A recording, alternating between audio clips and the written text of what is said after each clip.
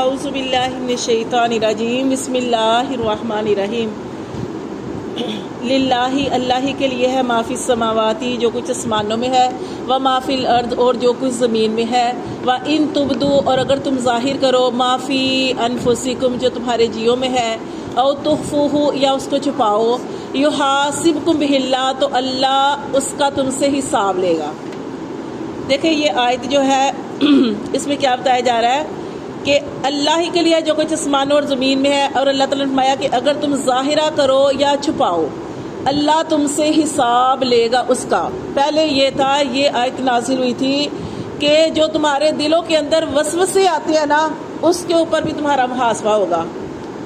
تو صحابہ کرام جو تھے اس بات پر بڑے پریشان ہوئے تھے، کیونکہ نبی صلی اللہ علیہ وسلم نے جب حکم صحابہ کرام کو سنایا تھا نا کہ اللہ کا یہ حکم ہے کہ تمہارے دلوں کے اندر جو وسوسے آتے ہیں، خیال آتے ہیں، ان کے اوپر بھی اللہ محاسبہ کرے گا۔ اب صحابہ کرام اس بات سے تو بہت زیادہ پریشان ہو گئے۔ انہوں نے کہا کہ اللہ کے رسول، نماز، روزہ، حج، زکوٰۃ، اس طرح کی جتنی چیزیں ہیں وہ ہمارے اوپر فرض ہے، ہم اس کو کرنے کی کوشش کرتے ہیں، لیکن یہ جو ہمارے دلوں کے اندر خیال آتے ہیں نا، وسوسے آتے ہیں، ان پر ہمارا اختیار نہیں ہے۔ کیونکہ ایک دفعہ ایک صحابی تھے، انہوں نے کہا کہ اللہ کے رسول بعض دفعہ تو ایسے وسوسے، ایسے خیال دل کے اندر چل رہے ہوتے ہیں نا کہ انسان اپنی زبان کے اوپر لانا پسند نہیں کرتا، کہ ایسا کچھ اندر چل رہا ہوتا ہے۔ لیکن کیا تھا کہ اللہ کا حکم، نبی صلی اللہ علیہ وسلم نے فرمایا کہ اللہ کا حکم جیسے آیا ویسے ہی ماننا پڑے گا۔ یہ آیت جب نازل ہوئی تھی تو صحابہ کرام بڑا روئے تھے، بڑے پریشان ہوئے تھے، روئے تھے کہ ہمارے جو اندر جو ہمارے خیالات ہیں، وسوسے ہیں، ان کے اوپر بھی ہمارا محاسبہ ہوگا۔ لیکن حکم کیا تھا کہ اس بات کو ماننا ہے، کیونکہ اللہ کا حکم ہے اور اس بات کو ماننا ہے۔ پھر دیکھیں یہاں پہ آ رہا ہے کہ آگے آئے گا انشاءاللہ فَيَغْفِرُ لِمَن يَشَاءُ، اللہ فرماتے ہیں کہ تمہارے اوپر محاسبہ ہوگا جو تم چھپاؤ یا ظاہر کرو۔ فَيَغْفِرُ لِمَن يَشَاءُ، اور جس کے لیے چاہے گا اللہ تعالیٰ معاف کر دے گا، محاسبے پہ نہ پکڑے۔ وَيُعَذِّبُ مَن يَشَاءُ، اور جسے چاہے اللہ اسے سزا دے گا۔ وَاللَّهُ عَلَىٰ كُلِّ شَيْءٍ قدیر، اور اللہ ہر چیز پر قادر ہے۔ جیسے ایک حدیث میں آپ کو بتاتی ہوں کہ ایک حدیث جس میں میں نے آپ کو پہلے بھی بتائی ہوئی ہے کہ آپ صلی اللہ علیہ وسلم نے ارشاد فرمایا کہ دو شخص آپس میں لڑتے ہیں، ایک قاتل ہے اور ایک مقتول ہے۔ قاتل کی تو سمجھ آ گئی، آپ نے فرمایا دو شخص آپ لڑائی کرتے ہیں، ایک قاتل ہے اور ایک مقتول ہے، آپ نے فرمایا دونوں جہنمی۔ صحابہ کرام نے عرض کی اللہ کے رسول، جو مقتول ہے اس کی تو سمجھ آ گئی نا کہ نہیں، جو قاتل ہے اس کی تو سمجھ آ گئی نا وہ جہنمی ہے، اب مقتول کیوں، وہ جو مارا گیا وہ کیوں؟ آپ نے ارشاد فرمایا اس لیے کہ اس کی نیت بھی اس کو قتل کرنے کی تھی۔ یہ ہوتا ہے محاسبہ نیت کے اوپر، نیت۔ اچھا، یہ جو آیت نازل ہوئی تھی یہ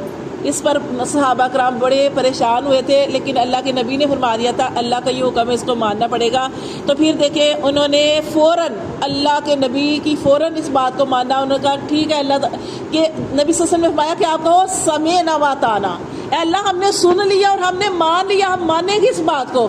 ہم کریں گے اس اپنے وسوسوں کے اوپر، اپنے خیالات پہ بھی قابو کریں گے۔ یہ آگے آ رہا ہے آمن رسول، مان لیا رسول نے اس بات کو، بما انزل الیہ جو نازل کی گئی طرف اس کی من ربہ اس کے رب کی طرف سے، والمؤمنون اور سارے ایمان والوں نے بھی، کلن سارے کے سارے، آمن باللہ ایمان لائے اللہ پر، وملائکتہ اور اس کی کتابوں، اس کے فرشتوں پر، وکتبہ اور اس کی کتابوں پر، ورسلہ اور اس کے رسولوں پر، لا نفرق بین احد من رسلی، اور انہوں نے کہا کہ ہم کسی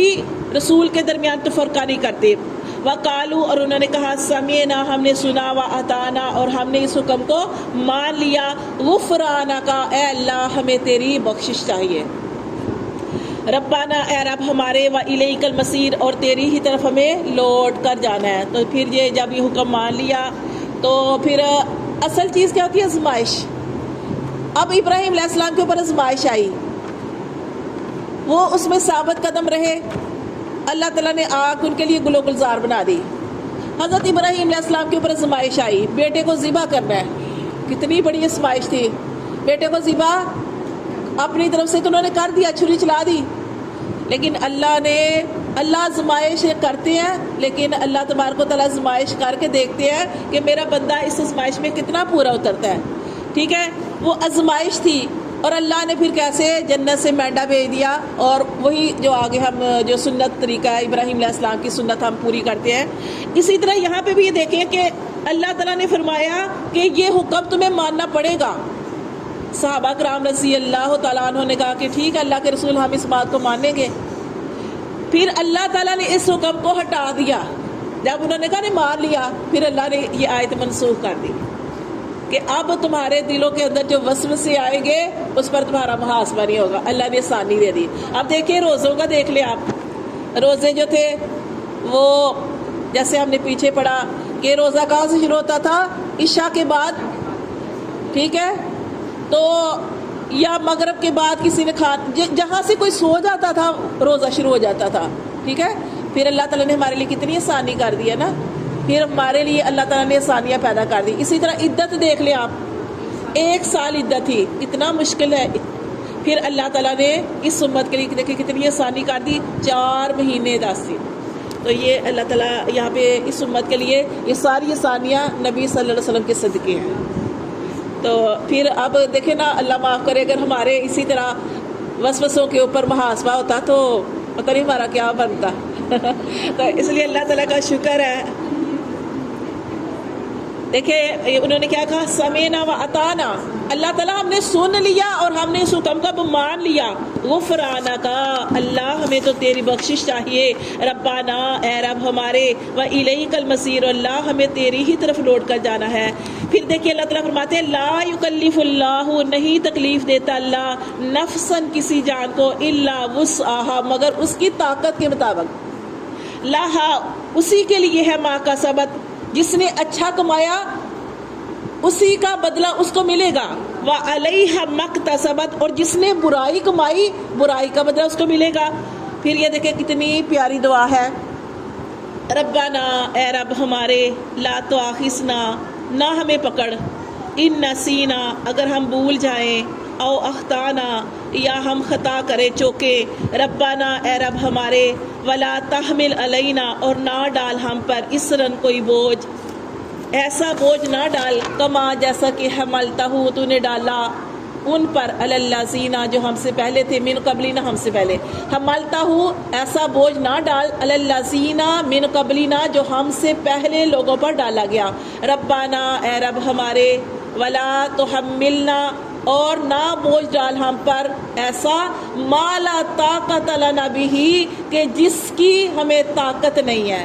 دیکھیں کتنا سخت حکم تھا نا، جیسے ابھی ہم وسوسوں کے بارے میں پڑھے، اللہ ہمارے اوپر ایسا بوجھ نہ ڈال جیسے تو نے پہلے لوگوں پر ڈالا، اے اللہ ہمارے اوپر ایسا بوجھ نہ ڈال جس کو اٹھانے کی ہمارے اندر طاقت نہیں ہے، واعف عنا، اے اللہ ہمیں معاف کر دے، واغفر لنا، اے اللہ ہماری بخشش فرما دے، وارحمنا، اے اللہ ہمارے اوپر رحم کر، انت مولانا، اے اللہ تو ہمارا مولا ہے، فانصرنا، اے اللہ ہماری مدد فرما، علی القوم الکافرین، کافر لوگوں پر، آمین سبحان۔ یہ بڑی پیاری دعا ہے، یہ دعا جو ہے ربنا لا تؤاخذنا، ٹھیک ہے۔ یہ 2 آیات کی فصیلت ہے، ہاں جی، نبی صلی اللہ علیہ وسلم کو یہ جو تھی وہ عطا فرمائی گئی تھی، یہ 2 آیات معراج پہ ملا ہوا آپ کو تحفہ ہے، اور یہ آپ صلی اللہ علیہ وسلم نے اس کے بارے میں حدیث میں ارشاد فرمایا کہ جو یہ آیات پڑھ لیتے ہیں نا، اس کی آخری 2 آیات، ہاں اب آپ صلی اللہ علیہ وسلم نے ارشاد فرمایا ہے جو یہ آیات پڑھ لیتا ہے وہ اس کے لیے کافی ہو جاتی ہیں، یعنی اس کی حفاظت کرتی ہیں۔ اور ویسے بھی میں نے آپ کو بتایا تھا کہ کیا پڑھنا ہے آپ نے، سورۃ فاتحہ، ہاں سورۃ بقرہ کی آیات، اور آیت الکرسی، اور آیت الکرسی کے بعد کی آیات، اور یہ والی جو ہے ٹوٹل ہاں جو 11، تو یہ آیات جو آپ نے پڑھنی ہے۔ تو یہ سورۃ البقرہ جو ہے وہ ختم ہو گئی۔ سورۃ البقرہ جو ہے اس کے بارے میں نبی صلی اللہ علیہ وآلہ وسلم نے ارشاد فرمایا کہ جس گھر میں سورۃ البقرہ پڑھی جاتی ہے شیطان وہاں سے بھاگ جاتے ہیں، تو اپنے گھروں میں